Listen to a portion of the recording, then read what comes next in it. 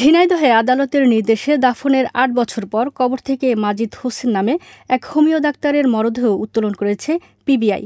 বৃহস্পতিবার সকাল ১১টার দিকে জেলার কালীগঞ্জ উপজেলার রাড়ীপাড়া গ্রাম থেকে এক্সিকিউটিভ ম্যাজিস্ট্রেট শাহিন আলমের নেতৃত্বে পিবিআইয়ের একটি দল মরদেহটি উত্তোলন করেন। জানা যায় ২০১৭ সালে ৫ মার্চ কালীগঞ্জ শহরের আরপাড়া গ্রামে আপন চাচাতো ভাই সাজ্জাদ হোসেনের বাড়িতে মারা যান মাজিদ হোসেন। সে সময় ময়নাতদন্ত ছাড়াই মাজিদ হোসেনের মরদেহ দাফন করে তার পরিবার।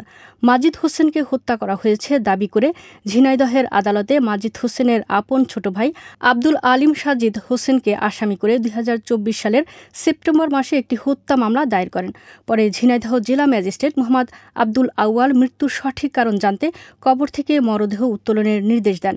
এ ব্যাপারে এক্সিকিউটিভ ম্যাজিস্ট্রেট শাহিন আলম জানান, মৃত্যুর ঘটনায় আদালতে একটি হত্যা মামলা দায়ের হয়েছে গত বছর। আদালতের নির্দেশেই মরদেহ উত্তোলন করা হয়েছে। আমার সাথে তদন্ত কর্মকর্তা সহ একজন ডাক্তার উপস্থিত আছেন। ময়নাতদন্ত শেষে মৃত্যুর প্রকৃত কারণ জানা যাবে।